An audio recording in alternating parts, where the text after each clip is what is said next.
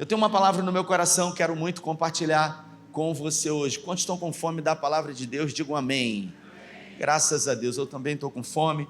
Então abra a sua Bíblia na carta aos Romanos, no capítulo 12, versículo 2. Não se amoldem ao padrão desse mundo, mas transformem-se pela renovação da sua mente, para que sejam capazes de experimentar e comprovar a boa, agradável e perfeita vontade de Deus. Vamos ler todos juntos aqui no telão comigo, bem forte. 1, 2 e 3.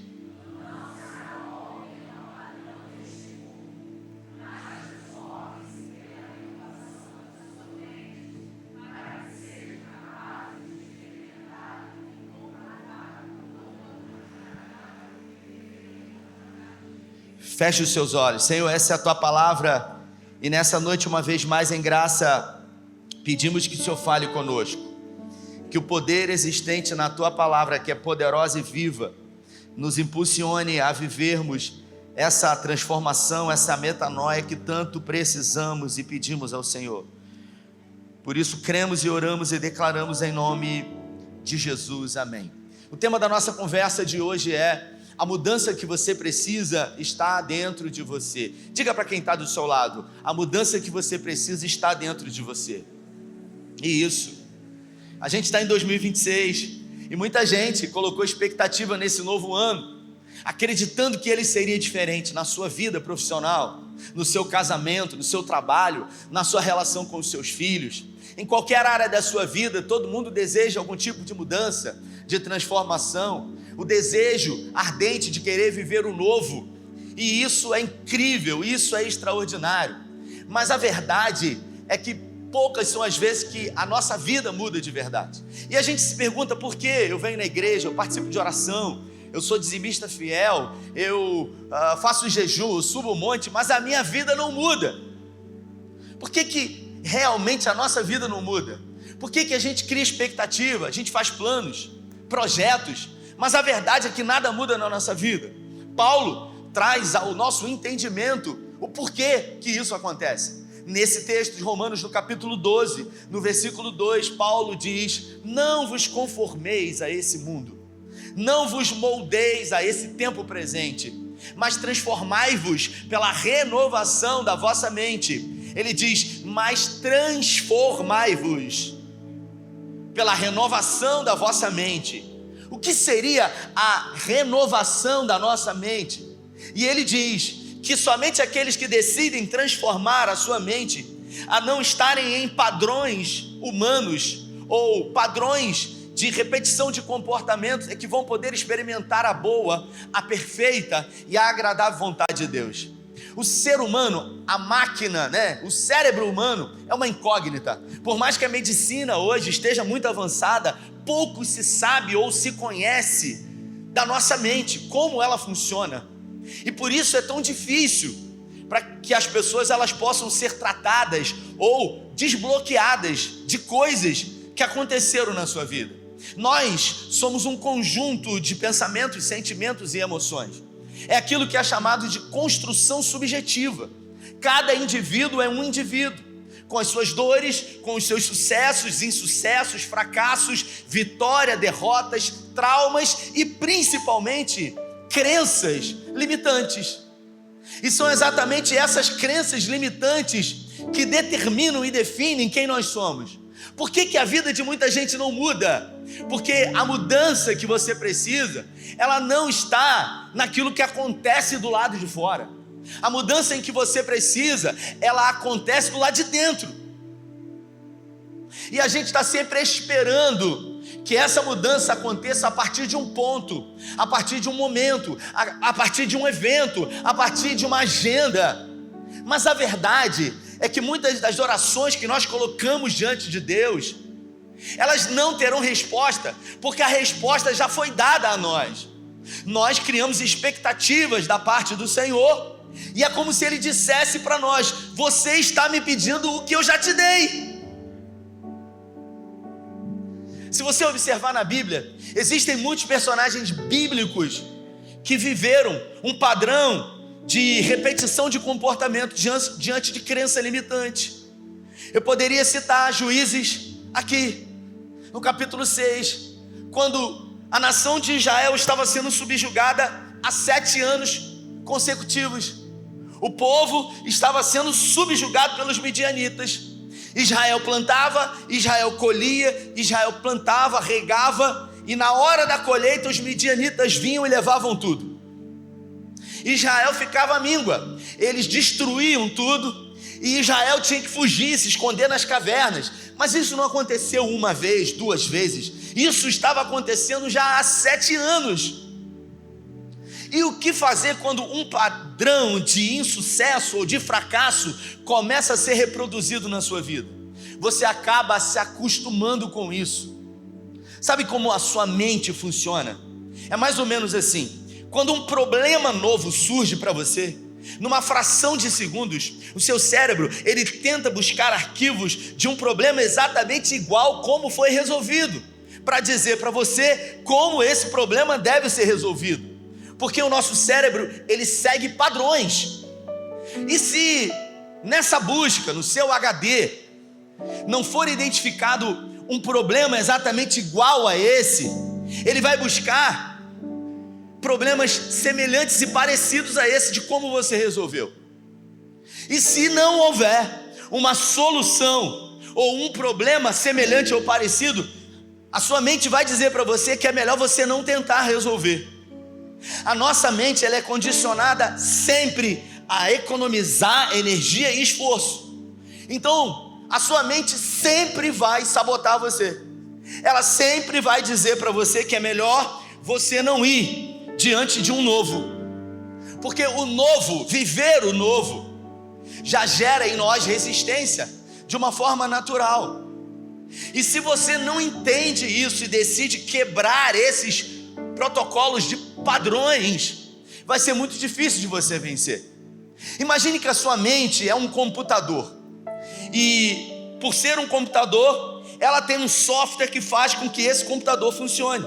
Imagine que o software desse computador é um software baseado no medo, na insegurança e na incerteza. Tudo o que o seu corpo e a sua mente fizer vai reverberar em coisas que geram insegurança, medo, pavor, desespero. Tem uma palavra da psicologia que fala sobre os atravessamentos vividos por você. Você é o conjunto de encontros que você teve, bons e ruins, que incentivaram você, mas que também desestimularam você. São as questões idiosincráticas da sua vida. E aí, dentro dessas questões idiosincráticas, nós vemos pessoas que durante um período da sua vida tiveram insucessos. E esses insucessos, eles se reproduziram hoje e reverberam em tudo o que a pessoa vai fazer. Imagine uma pessoa que quer uma mudança de vida no casamento dela. E aí ela tenta, de alguma forma, buscar a solução. E em algum momento ela pensa em desistir. E aí essa pessoa vem conversar comigo, e eu falo para essa pessoa: e aí, vamos tentar, é possível. E essa pessoa diz assim para mim: pastor, eu já tentei de tudo. Eu já tentei de tudo. E aí eu digo para essa pessoa: você já tentou de tudo? Então enumere para mim o tudo que você já tentou. Aí ela coloca uma coisa que ela tentou.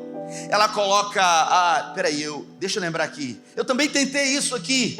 E na terceira coisa ela já não consegue mais se lembrar da terceira coisa que ela tentou. Ela tentou 3 vezes e ela diz para mim que já tentou de tudo. Porque a mente dela está dizendo para ela que já é mais fácil dela desistir. Há um tempo atrás conversei com um homem que estava no 2º casamento. E eu disse para ele, perguntei para ele: e aí, como é que você está? E ele falou para mim: eu estou vivendo o melhor momento da minha vida. E aí eu falei: você encontrou a pessoa certa?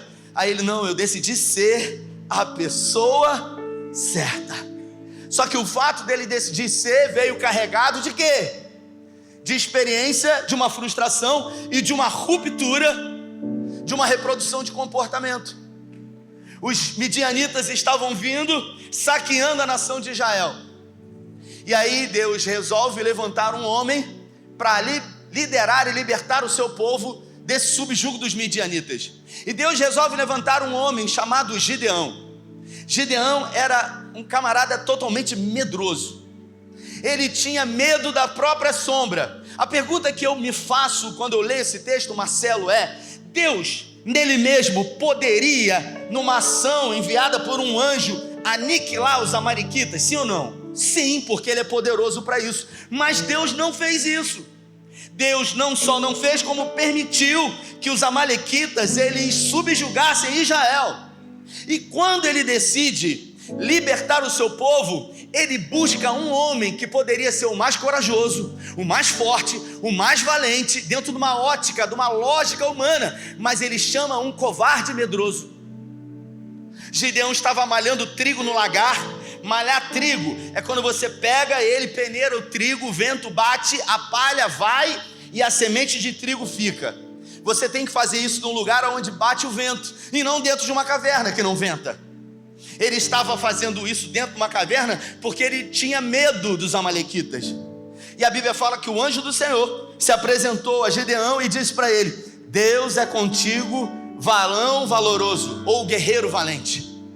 E Gideão, de bate-pronto, disse: isso é uma ironia, porque se o Senhor realmente é comigo, por que eu estou vivendo essa desgraça por 7 anos? Observe o padrão de repetição de comportamento. Quantas são as vezes que você vive os seus insucessos e de uma forma inconsciente, você pergunta para Deus: se Deus realmente me amasse, Ele não permitiria que isso acontecesse na minha vida. E a sua mente começa a sabotar você, dizendo para você que você não é amado, dizendo para você que você não merece, que não tem mais jeito. Marcelo, você não é desse tempo, porque você é muito mais novo que eu, mas eu sou de um tempo que tinha um desenho chamado He-Man.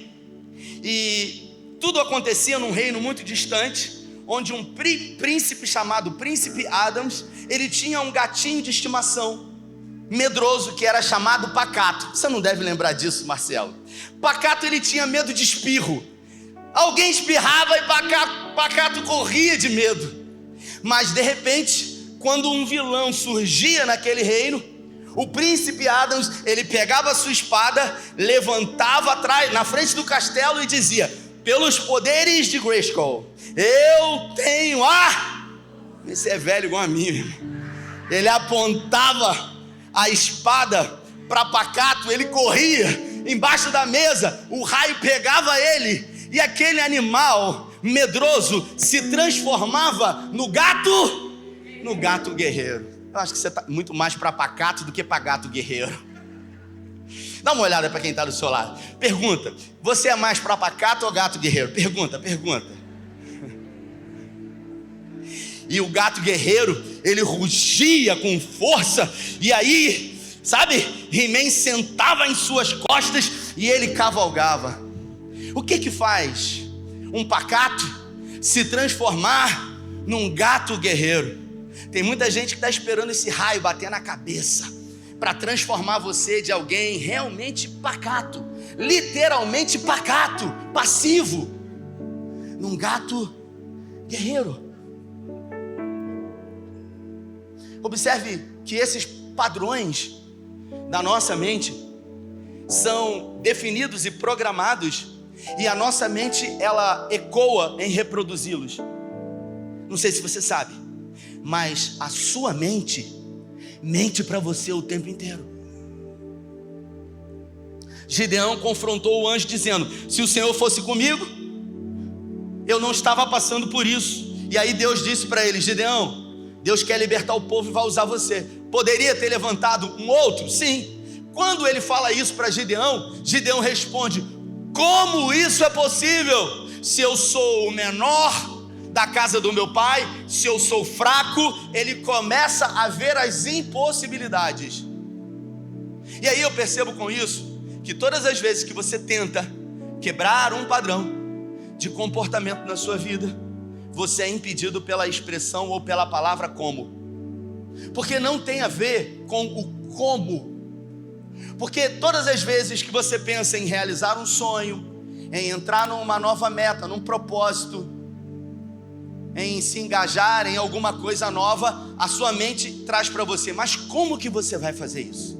Porque você não tem influência, porque você não tem dinheiro, porque é impossível. Observe que dentro dessa trajetória, coisas possíveis, elas podem ser realizadas por você, e variáveis impossíveis vão acontecer no caminho. Você não tem o controle sobre as coisas impossíveis, mas você quer acabar determinando tudo, inclusive aquilo que Deus pode fazer, que é o impossível. Eu digo nas minhas mensagens que nós sempre vamos fazer a parte mais fácil, porque a parte mais difícil, quem realmente vai fazer é o Espírito Santo. E o anjo convenceu Gideão, derrubando todos os seus argumentos, e disse para ele: Gideão, nada vai começar grande. Eu vou usar as minhas palavras. Nada pode começar grande. Por isso, se você quer uma mudança da sua vida, se você quer emagrecer, agora tem a caneta que tornou tudo mais fácil, mas se você quer mudar a área de atuação profissional, você precisa entender e não desprezar os pequenos começos, porque são nos pequenos começos que grandes coisas acontecem. A pessoa quer emagrecer, aí ela vive comendo doce, Coca-Cola, refrigerante, bala, pirulito, aí ela de repente cisma de não comer mais nada. Ela aguenta algumas horas, até que ela vê um pudim em cima da mesa e ela acaba caindo. Porque um dos piores lugares para você estar é nos extremos. Então você precisa ter equilíbrio nas coisas e entender que as coisas precisam acontecer de uma forma gradativa na sua vida. Nós estamos acostumados à recompensa com o pequeno esforço. Nós precisamos entender que as recompensas, elas vêm através do esforço. Uma pessoa que usa droga, uma pessoa que cheira cocaína, ela quer o prazer sem o esforço ou a responsabilidade. Mas na vida cristã, todo prazer antes traz consigo responsabilidades. Por isso a pessoa que usa droga, ela anula a ação do esforço e ela só vive em função da recompensa do prazer. Esquece de si, esquece do filho, esquece do casamento, faz coisas inimagináveis, porque a sua opção ou prioridade está canalizada somente no prazer. O anjo diz para Gideão: Gideão, observa, a gente não vai começar grande, a gente vai começar pequeno. Você vai derrubar o altar de Baal que tem na sua cidade. Aí Gideão, com muito medo, fala assim: como que eu vou derrubar? Gideão, por favor, já estou te ajudando. Você vai fazer a parte mais fácil. Você vai fazer aquilo que é possível. Aí Gideão chama os seus empregados, os empregados do seu pai. Os camaradas vão com ele de noite. Eles derrubam o poste ídolo pagão que ficava no meio da cidade, do povo de Deus. No outro dia, todo mundo acorda, vê que o poste ídolo pagão de Baal está caído. Sempre tem um fofoqueiro de olho. Disseram para o povo que foi Gideão. Bateram na casa do pai de Gideão. E aí bateram na casa do pai de Gideão dizendo: chama Gideão que a gente vai dar um pau nele aqui. Todo mundo com vara, com tocha, com pau, com chicote. A gente vai arrebentar Gideão. Gideão tinha condições de sobreviver a um ataque de um exército de homens, sim ou não? Não tinha. E é exatamente quando aquilo que você não pode fazer se apresenta para você, depois de você ter tomado uma decisão, que Deus vai realizar o impossível na sua vida. Mas é somente depois que você der o primeiro passo. E aí Deus usa um improvável, o pai de Gideão, que não tinha nada a ver com isso. O pai de Gideão sai na porta, todo mundo com sangue nos olhos para matar Gideão. E aí o povo fala o seguinte: olha, pode mandar seu filho sair que a gente sabe que ele está aí. Gideão estava na frechazinha da fechadura assim, ó, morrendo de medo, igual o pacato. E aí de repente o pai de Gideão, sendo usado por Deus, diz: o que vocês querem? A gente quer acabar com Gideão porque ele derrubou o poste ídolo de Baal, e Baal é o nosso Deus. Aí o pai de Gideão diz: espera aí, mas vocês estão dizendo que Baal é Deus? Se Baal é Deus, que Baal se vingue, e não vocês, que comprem um barulho de Baal. Se ele realmente é Deus, que ele se vingue fazendo alguma coisa com Gideão, e não vocês querendo fazer alguma coisa de um Deus que não tem nenhum poder. Deus fez um grande milagre, e agora aqueles que eram contra Gideão se juntaram a ele contra os amalequitas. Gideão consegue juntar um grande e numeroso exército de 32 mil homens. Quantos homens? Só que o exército dos midianitas eram 135 mil homens, ou seja, em total desvantagem. Gideão agora, tomado de um pouquinho de coragem, diz para o Senhor: eu já vi que o Senhor conseguiu me livrar de ter morrido ou de ter levado uma surra, mas existe agora uma grande batalha a ser enfrentada. Aí Deus diz para Gideão: Gideão, eu vou usar você para destruir os amalequitas na força de um homem. É como se Deus dissesse: eu não preciso de ninguém, eu vou usar você porque eu quero usar você como modelo, como exemplo de que tudo é possível aquele que crê. Deus poderia ter enviado um anjo, Deus poderia ter enviado um raio, Deus poderia ter feito qualquer coisa, mas Deus chamou o mais fraco, o menor, o menos acreditado possível, para dizer para você que se um medroso fez o que ele fez na força do Senhor, tudo é possível a você. E aí Gideão, cheio de medo, como eu e você, pede a Deus uma prova. Diga, uma prova. Ele falou: Senhor, eu estou vendo o Senhor agir, mas eu queria que o Senhor me desse uma prova. E aí ele pede uma prova, Deus prova. Aí ele: Senhor, eu queria que o Senhor desse outra prova. E Deus dá outra prova para ele. Ele coloca uma lã na terra e ele diz: eu quero que amanhã de manhã a lã ela esteja seca e em volta esteja tudo molhado. Aí ele acordou, em volta estava tudo molhado e a lã estava sequinha. Aí ele falou: rapaz, não tem guarda-chuva, não tem nada aqui, mas de repente vai que o menino colocou alguma panela aqui em cima. Aí no outro dia ele falou: Senhor, o Senhor não me leva a mal? É porque assim, eu estou com dificuldade de acreditar. Agora eu quero que a lã fique molhada e eu quero que em volta fique seco. Gideão fez um pedido a Deus, e Deus atendeu o pedido de Gideão. Só que agora foi Deus que fez um pedido para Gideão, para mostrar para ele que todas as vezes que você duvida, Deus vai fazer, mas vai levar você de uma forma mais emocionante. Então, se você duvida de Deus e pede uma prova, Ele faz, porque não existe impossibilidade humana para um Deus todo-poderoso, mas Ele sempre torna as coisas mais emocionantes. Carinhosamente, com voz de profeta, vira para quem está do seu lado e pergunta: você quer com emoção ou sem emoção? Pergunta.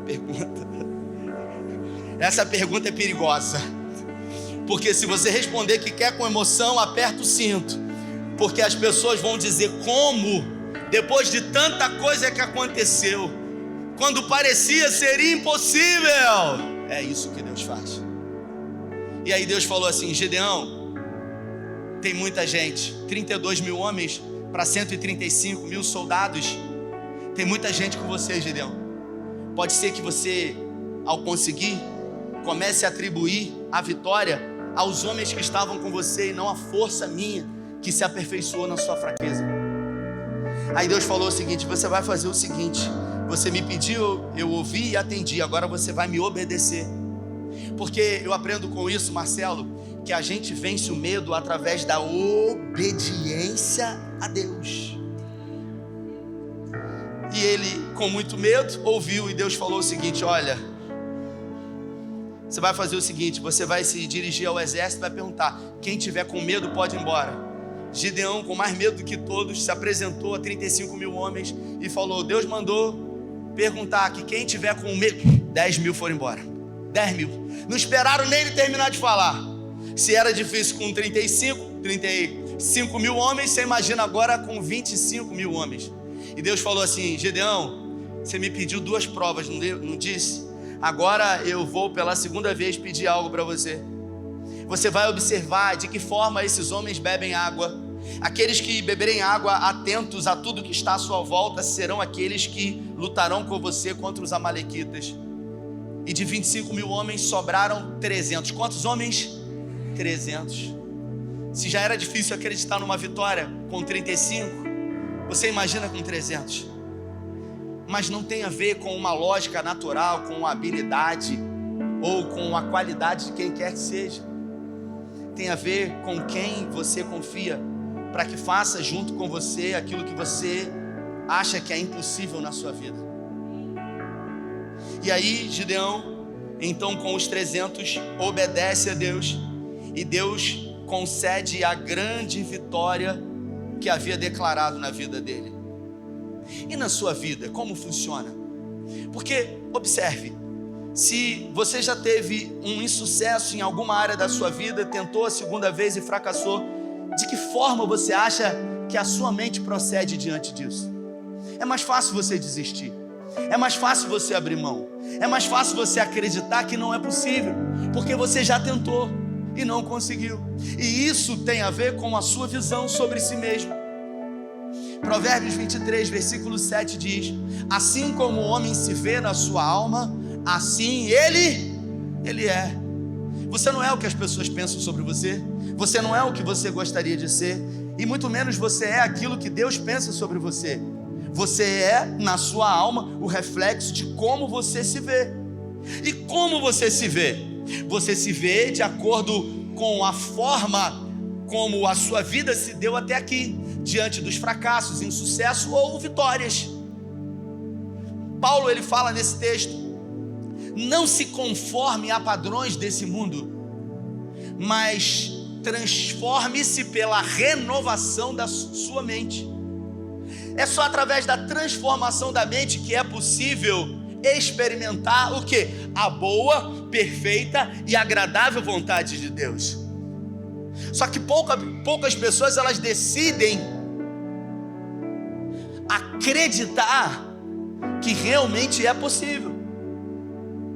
Observe, é mais fácil eu vir no final do culto ou no momento da oração aqui à frente pedindo para que pessoas orem por mim. E eu me lembro de uma moça, Marcelo, que ela veio muito angustiada aqui depois de um culto, e ela falou assim para mim: pastor, eu queria que o senhor orasse por mim, pelo meu casamento, eu estou passando uma crise, tudo está muito difícil e tal. E aí eu atentamente disse: claro, eu vou orar por você, minha irmã.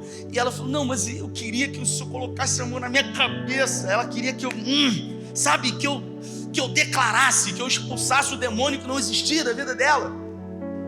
Eu queria que o senhor falasse, ela disse para mim, com autoridade. Observe o desespero dela em querer que coisas aconteçam do lado de fora para mudar coisas que estão acontecendo do lado de dentro.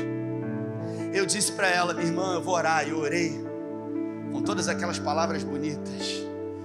Só que no final eu disse para ela: eu tenho uma palavra de Deus para você. E aí ela quase que sapateou: eis que te digo. Eu poderia ter dito para ela. E eu falei para ela: seja você o milagre que você precisa no seu casamento. Observe que todo mundo quer milagre. Eu adoro milagre, mas milagre só dá trabalho para Jesus. E às vezes a gente quer milagre porque a gente não quer se dar ao trabalho de ser o milagre que a gente precisa. E com isso eu digo para você que a mudança que você espera e busca talvez esteja dentro de você. Por que não ser a mudança que você precisa na sua área profissional, buscando um novo curso profissionalizante, entrando numa nova área de atuação, no curso profissionalizante ou numa faculdade? Por que não acreditar que mesmo depois de 30, de 40 anos fora de uma sala de aula, é possível você recomeçar? Só que quando eu penso em viver o novo, vem logo o como. Mas como que eu vou conseguir se eu já não sou mais um menino? E o como vem nos sabotando. Rafael, se não é o como, é o que eu tenho que pensar. Não tem a ver com como, o porquê, o pra quê ou o que. Eu poderia dizer, o Simon Sinek, ele disse: comece pelo seu porquê. O Simon, nesse livro, ele diz que quando você encontra um porquê na sua vida, isso faz com que de alguma forma dê sentido à sua vida. O Simon, ele diz que você tem que pensar: o que faz você acordar todo dia de manhã a hora que você acorda? Por que, sabe, você acorda às 10 e não às 6 da manhã ou às 5? Ah, eu tenho muita dificuldade, eu tenho sono. Você vai dormir meia-noite, 1 hora da manhã? Você vira o seu tempo ocioso assistindo série, e no momento em que você está de comunhão, você reclama da sua vida dizendo: poxa, eu queria tanto mudar de vida. Observe que nós somos especialistas em dar desculpas, ao invés de decidirmos por uma mudança de vida. Deus colocou essa palavra no meu coração, dizendo para você que o que você precisa não é um grande milagre da parte do Senhor. O que você precisa é de um comprometimento com você, em fazer o possível, porque se você fizer isso, o impossível Ele fará, dentro do processo natural. Eu poderia citar Números capítulo 13, quando Moisés enviou os espias à terra prometida. Deus havia declarado que teria vitória para o povo. 10 dos homens disseram: não tem a menor chance, eles são gigantes, olha o nosso tamanho para eles. Josué e Caleb disse: não, o Senhor é conosco, e Ele garantiu a vitória. O povo pegou pedras para apedrejar Josué, Caleb e Moisés. Caleb rasgou as suas vestes, e olha que o pastor Caleb é pequenininho. Caleb rasgou as suas vestes e Caleb disse: eles são como pães. O que Caleb estava falando? O que você faz com pão toda manhã ou à tarde? O que você faz com pão? Você come. Caleb disse: nós vamos comer esses camarada, porque nós estamos debaixo de uma palavra de Deus, porque não existe impossibilidade para alguém que se posiciona e acredita. Mas isso foi com Caleb, com você é diferente, porque como você vai com tantas as dificuldades que você tem? Não, Deus pegou os piores para mostrar para você que é possível na sua vida. Basta você querer, basta você estar disposto a pagar o preço, basta você entender que não tem a ver com quantas vezes você cai, tenta acertar e erra, mas e sim com quantas vezes mesmo caído se levanta e decide acreditar e tentar outra vez. Porque a vida cristã, ela tem a ver com constância. Diga: constância. Eu só estou aqui porque eu não desisti. Ou você acha que eu nunca caí? Ou você acha que eu nunca desviei? Ou você acha que diante dos abusos que eu vivi, em algum momento eu não fraquejei? Claro que sim. A Bíblia fala que o justo, por 7 vezes ele cairá, mas em nenhuma delas ele ficará prostrado. Se essa palavra falou com você, e você tem pedido a Deus mudança, eu quero dizer para você que a mudança que você tem pedido está dentro de você. Então se coloque de pé em nome de Jesus. Eu quero profetizar sobre a sua vida. Eu quero declarar um tempo novo de Deus sobre a sua casa, sobre o seu casamento. Eu não estou falando de um passe de mágica, eu não estou falando de uma mandinga, mas na autoridade do nome de Jesus, eu estou dizendo que já foi liberado dos céus tudo o que você precisa para viver o novo de Deus. Algumas pessoas, elas usam essa expressão: o melhor de Deus está por vir. Queridos, escute o que eu vou dizer: o melhor de Deus já veio, que é Jesus, e Ele entregou por amor a você. Então não existe nada melhor de Deus do que Jesus. Só que algumas pessoas, diante da ceia, que é um memorial, que traz à memória a uma libertação que Deus fez na sua vida, invalidam a ceia a não viverem do melhor dessa terra. Como eu falei há pouco desse homem, não querendo encontrar a pessoa certa. Conversava com o Marcelo um dia desse, que foi buscando a metade da laranja que Fábio Júnior casou 20 vezes, e até hoje ele não encontrou. Eu acho que se ele encontrar com a Gretchen, talvez eles dois casem. Pelo amor de Deus. Não existe a pessoa certa a ser encontrada. Existe a pessoa certa a você entender que você precisa ser menos orgulhoso, menos vaidoso, menos arrogante. Entender que casamento é uma relação onde o tempo inteiro você vai ter que ceder. Então, se você ouviu essa palavra e o Espírito Santo falou com você, e o seu coração está queimando, eu quero dizer para você que tudo na vida, no que diz respeito à mudança, à transformação, o novo, começa a partir de uma decisão. Uma decisão. Você está a um passo de ter a sua vida mudada, transformada. Mas não pense que isso vai acontecer da noite para o dia, num passe de mágica. Não! Vai acontecer de uma forma gradativa. Coloca aquela arte que estava aqui, por favor. Coloca a arte aí. O natural, coloca aí, por favor. O sobrenatural acontece no natural. O extraordinário, ele acontece dentro do ordinário. É dentro da rotina. É dentro da constância. Você quer viver o sobrenatural? Ele vai surgir do natural, na segunda-feira, na terça-feira à tarde, na quinta-feira à noite, diante de uma constância. Você anda 2 passos à frente, de repente você dá 1 passo atrás, mas você decide andar novamente à frente. Você só precisa ser amanhã melhor do que você foi hoje. Um homem melhor, uma mulher melhor, um pai melhor, um filho melhor, um discípulo melhor, um funcionário melhor, um padrão melhor. Exija de você a sua melhor versão todos os dias. E sobretudo, não se conforme a padrões humanos, inclusive da sua mente, de crenças limitantes. Porque as crenças limitantes são frutos dos insucessos que você viveu. Permita que uma renovação da sua mente aconteça através de uma metanoia. O que é metanoia? É uma expansão do entendimento, é uma libertação de você entender que é possível.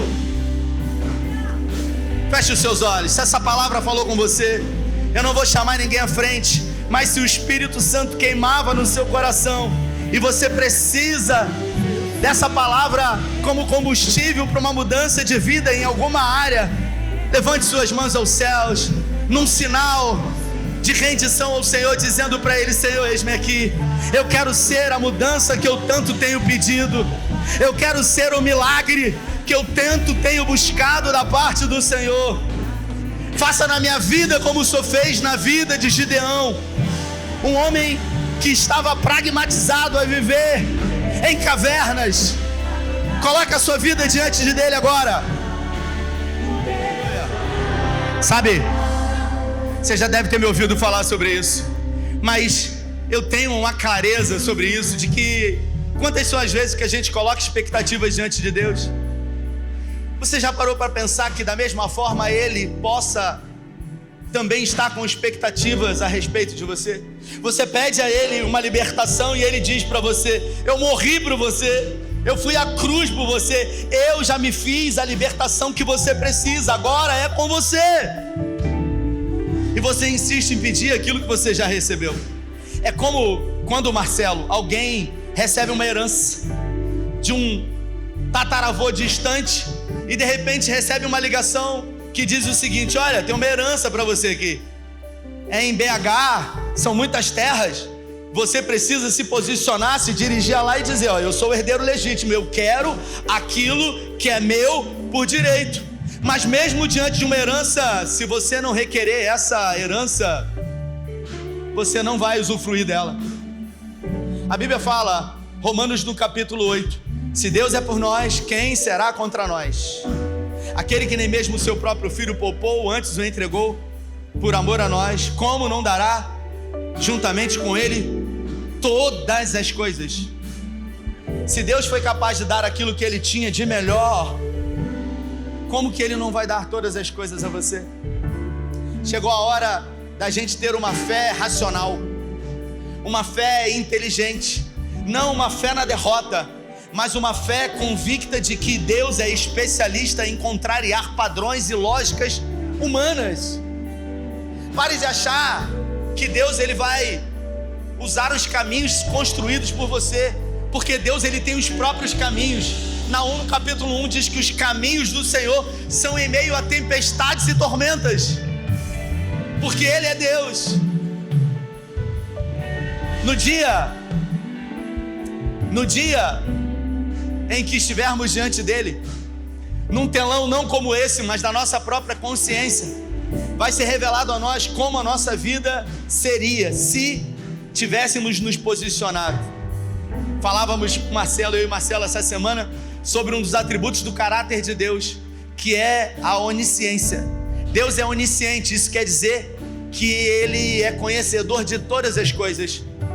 Deus é conhecedor de como o seu futuro será, mas não só como o seu futuro será, porque se Ele fosse conhecedor de como o seu futuro será, você diria: mas se eu decidir diferente agora, o meu futuro será diferente. A onisciência de Deus revela que Deus sabe como o seu futuro será ou como ele seria em todas as possibilidades de decisões que você decidir tomar hoje. E ele tem expectativas ao seu respeito, porque nesse mesmo texto de Romanos, no capítulo 8, que eu li há pouco, que eu citei há pouco, diz que a criação humana, o mundo, aguarda ansiosamente pela manifestação dos filhos de Deus. Quantos são os filhos de Deus que estão aqui nessa noite? Existe uma expectativa ao meu e ao seu respeito. Então coloca a mão no seu coração, que eu vou orar para que o pacato se transforme em gato guerreiro. Não, eu vou orar para que você seja despertado para viver aquilo que já foi liberado a você. Pai, no nome de Jesus, que eu declaro sobre a vida de homens e mulheres aqui um tempo novo, um tempo de mudança, um tempo de transformação, um tempo de metanoia, um tempo de avanço, de viver coisas novas, de jogar por terra crenças limitantes que bloqueiam, atrapalham, impedem de vivermos o tempo que o Senhor tem para nós, porque a palavra do Senhor é clara aos filhos de Deus, o melhor dessa terra. Anima-se, esforça-te, pois eu sou contigo. Nessa tua força eu serei com você. Eu declaro sobre a sua vida, meu irmão e minha irmã, um poder do alto capaz de gerar paz no seu coração em meio à guerra, de trazer alegria em meio à tristeza, de trazer esperança em meio à falta de esperança. Que Deus faça por você aquilo que você mesmo não é capaz de fazer, mas que você se comprometa em fazer aquilo que é possível às suas mãos, em nome de Jesus. Você pode aplaudir a Jesus? Aleluia!